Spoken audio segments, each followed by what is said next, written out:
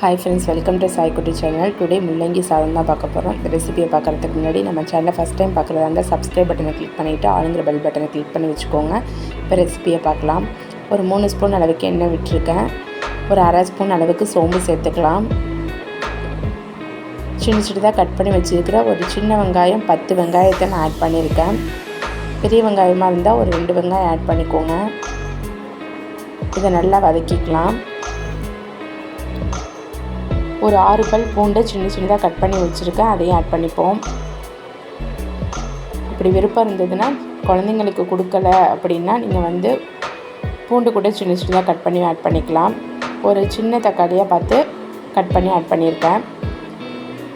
இதை மாதிரி செஞ்சு கொடுத்திங்கன்னா முள்ளங்கி சாப்பிடாத குழந்தைங்க கூட சாப்பிட்ருவாங்க. கொஞ்சமாக உப்பு போட்டுக்கலாம்.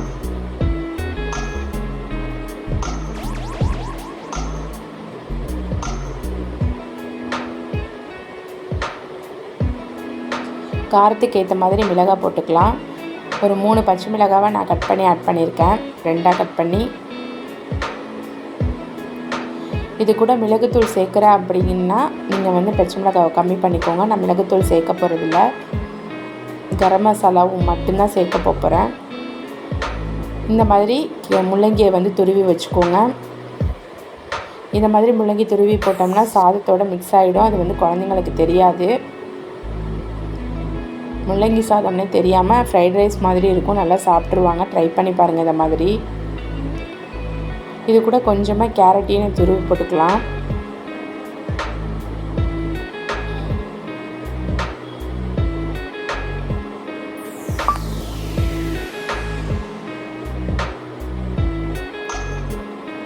இப்போது நான் சாதத்தை உதிரியாக வடித்து வச்சுருக்கேன். ரொம்ப குலைவாக வடித்தா அந்த இதுக்கு நல்லா இருக்காது. அப்படி குலைவாகிடுச்சுன்னா நீங்கள் ஃபேனில் வச்சுட்டு கொஞ்சமாக எண்ணெய் விட்டு வச்சுருந்திங்கன்னா நல்லா பொலப்பொலன்னு ஆகிடும். இது கூட கொஞ்சமாக கரம் மசாலா சேர்த்துக்கலாம். மேகி ரொம்ப பிடிக்கும் அப்படிங்கிற குழந்தைங்களுக்கு மேகி மசாலா கூட சேர்த்துக்கலாம். இன்றைக்கி நான் கொஞ்சமாக மேகி மசாலா சேர்த்துக்க போகிறேன். இது ஆப்ஷன் தான், விருப்பம் இருந்தால் சேர்த்துக்கோங்க, விருப்பம் இல்லைன்னா ஸ்கிப் பண்ணிக்கோங்க. இந்த அளவுக்கு தான் சேர்க்குறேன். மேகி பிடிக்கிற குழந்தைங்களுக்கு இதை மாதிரி செஞ்சு கொடுத்துட்டோம்னா முள்ளங்கியும் அவங்க சாப்பிட்ட மாதிரி இருக்கும், மேகி மாதிரி சாப்பிட்ருவாங்க. அவ்வளோதான், முள்ளங்கி சாதம் ரெடி. இதை மாதிரி உங்கள் வீட்லேயும் செஞ்சு பாருங்கள். உங்கள் குழந்தைங்களுக்கும் செஞ்சு கொடுத்துட்டு கமெண்ட் பண்ணுங்கள். இந்த வீடியோ உங்களுக்கு பிடிச்சிருந்துச்சுன்னா லைக் பண்ணுங்கள், ஷேர் பண்ணுங்கள், சப்ஸ்கிரைப் பண்ணுங்கள், உங்கள் ஃபேமிலி அண்ட் ஃப்ரெண்ட்ஸ்க்கு சென்ட் பண்ணுங்கள்.